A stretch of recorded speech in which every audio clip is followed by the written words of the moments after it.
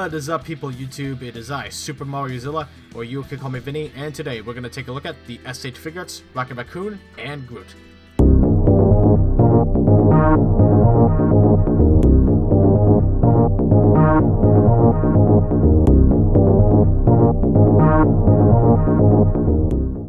These versions of Rocket and Groot come from the Marvel Cinematic Universe movie, Guardians of the Galaxy Volume 2.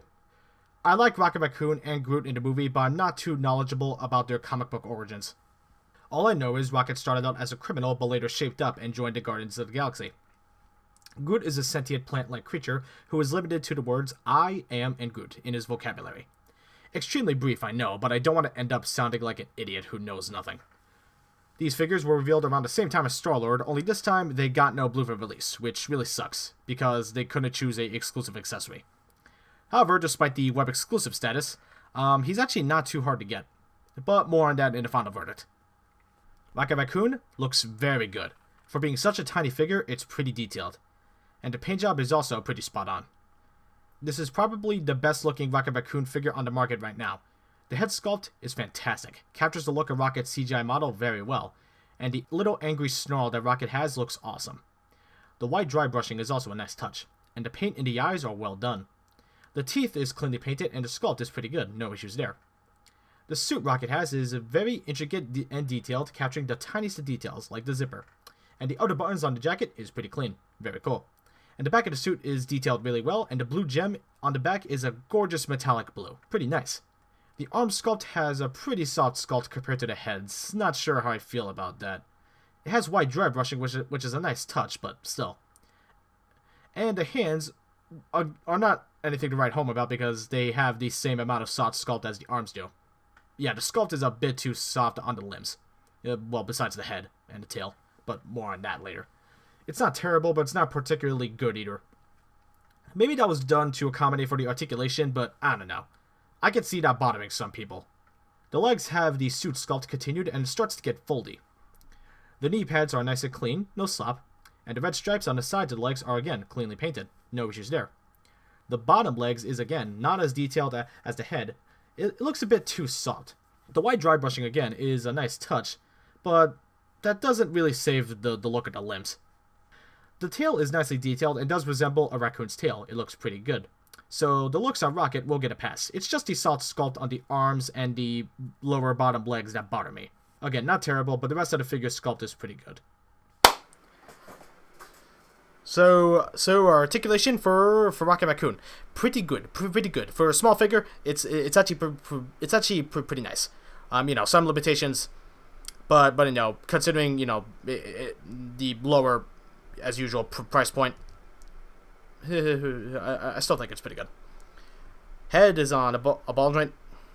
Neck itself is also on a ball joint, so you get good range out of the combined joints. It's pretty good. Oh, and I actually popped it off. That's always nice. So yeah, good range. I like it. Let me just move this. There we go. Okay. Good range. Arms themselves, they can not really move up too much because they're actually on ball joints. I don't know why they're not at swivels, because most of the MCU figures, like Star-Lord and Spider-Man, were starting to have that. Well, maybe a swivel joint would have, I don't know. But yeah, he can move his arm up there. I think that's just a little bit under 90 degrees, so that's not a terrible range. It's okay.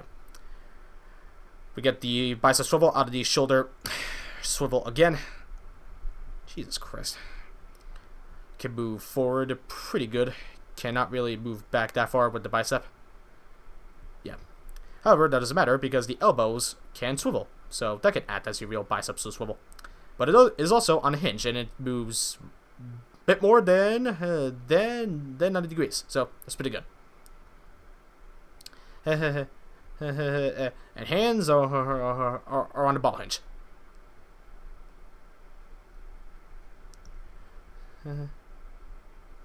Really small, but they do have some nice range. And I just realized while doing this, I mixed up the hands. So, oops, there we go. There we go. That's better. My OCD is now cured and will not affect this video any longer. Obviously, I was putting the hands back on, and I just cut that out because editing. So, anyway, let's just continue. Torso is on a ball joint. Lower waist is on a ball joint, so he can crunch forward about this much, and move back about this much, which is... it's not bad. That's actually pretty good. Legs can move forward about this much. So, again, it's pretty good. Not bad. Can't really move back that much. Thighs can swivel. Can not really do the splits, and my leg just popped off. I should count my blessings. That my figure is a tiny bit loose. Otherwise, it would be broken right about now. So yeah. Knees are on a double hinge. Way more than 90 degrees. It's really good.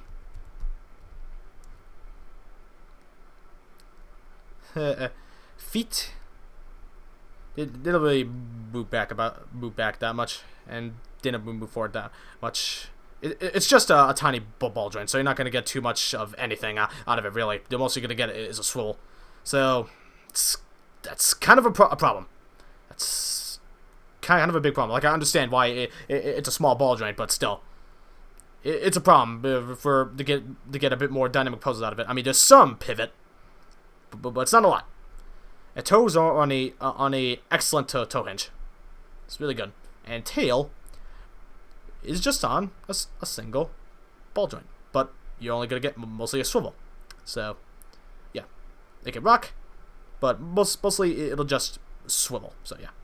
So I may have exaggerated a little bit when I said Rocket had some limitations because most of its articulation is pretty good. But if you don't know how to work this, you will only get about that much range. So yeah, it's not too good. Again, it depends if you don't know how to work it. Because you do have to force it to get it move higher. But you have to be careful, otherwise you don't want to scratch off the paint or sculpt, so that's not good. And the ankles, maybe something else could have been done better, but, you know, again, it's not horrible. The Rocket can still get some decent poses. If your joints don't fall apart, that is. Christ. Always happens. Always happening to me in these damn reviews. A joint will pop out every time in the articulation section. I don't get it. Why does that happen? Why the hell does it happen? I don't know. But still, articulation on Rocket. Can I get him to stand? Can I get him to stand? Yes. So articulation on Rocket is not bad. You will get some limitations because of the ankle articulation, so that really sucks. And if you don't know how to work joints, you're not going to get too much posability out of this. So yeah, that also sucks. But still, articulation of the Rocket is okay on such a small figure. So it will get itself a pass. Now for Groot. For being such a tiny figure, it's great looking. And the paint is surprisingly clean on this. And it's not inconsistent. Yes, no stupid S.H.Figuarts Dorad issues. Groot's face sculpt is really good and looks just like him from the movie. And the paint is a wood brown color and white dry brushing. And it looks a lot better in person than it does in some pictures. Now for the Groot wearing the red suit. The face sculpt, again, is fantastic. This time, Groot has a sad look on his face as the default head. The paint, once again, very clean. Believe it or not, both Groots feature some articulation. Both have ball joints on the head and swivels on the arms. And that's it. Yeah, it wasn't really anything to write home about, but it's nice to have the option to have some posability. Rocket is just exactly 3 inches. Like I said, it's a very small figure, which is fine. He scales well with the other figures. And Groot is below 1 inch. Yeah, he's that small. Anyway, let's do some comparisons. Here they are with the S.H.Figuarts Iron Man and Captain America. Here they are with the S.H.Figuarts Ant-Man and Black Panther. Here they are with the S.H.Figuarts Spider-Man and Doctor Strange.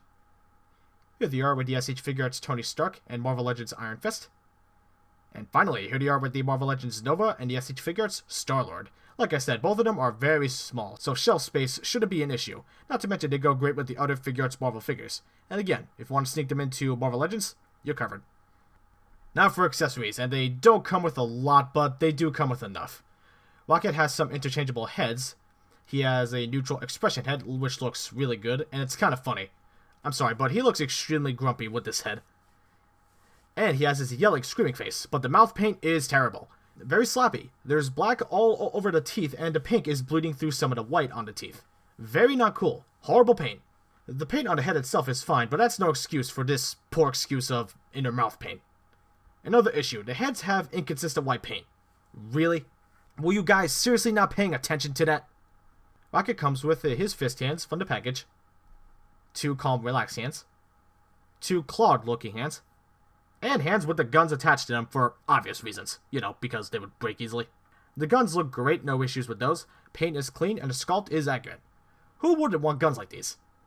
Interchanging the hands can be very nerve-wracking. While interchanging the hands, be very careful not to break something, and try not to lose these hands. Rocket also comes with his own stand, because he can be a bit back-heavy. It's possible to have him stand without the stand, but it's nice to have this. Both Groots come with their own stands, but it's very hard to get them to stand on their own. Again, it's possible, just not easy. But anyway, they work very well. You just have to line them up properly, and boom. And they both have an alternate head, a neutral expression head. And that's it. Yeah, Groot doesn't get much compared to Rocket. Maybe some vine hands or an angry expression head. Yeah, we could have had those, but poor Groot gets the bare minimum compared to Rocket. For Rocket, I think the accessories are fine. Maybe a muzzle flash for the guns, but they're fine as they are. So, buy, don't buy, or wait for a sale. This figure is good, but is pricey, because it's a Japanese exclusive and a web exclusive. Now, it's not $100 expensive, it's $70 expensive. That is way overpriced for such tiny figures. I got mine for $64, which is still pretty overpriced. This figure set should have been $41 at the most. Oh, wait, but it technically is in Japan, baby, because it's like about, I don't know, 3,900 yen. So, yeah, definitely overpriced. But because of that web exclusive status, it's staying at that $70 price, I'm sure. For some, it may be a bitter pill to swallow. So if you're a big fan of Rocket and Groot and the Guardians of the Galaxy, then yes, pick this figure up. If you don't mind the price and are aware of the issues, you'll be a happy camper. Rocket's definitely not a bad figure, it's just those little issues that bug me. Yeah, it's not exactly my favorite figure, but, you know, it still has its own qualities, and it's still a solid figure. I'll give this figure set an 8 out of 10. Thanks for watching, guys and gals. If you like this video, leave a like. If you want to share your thoughts, comment down below. And if you like this video and want to see others, you can subscribe. And if you like behind the scenes or toy photography, you can follow me on Instagram. Link to it is in the description below. With that being said, I am Super Mariozilla, and I am out. I'll see you all in the next video. Peace out.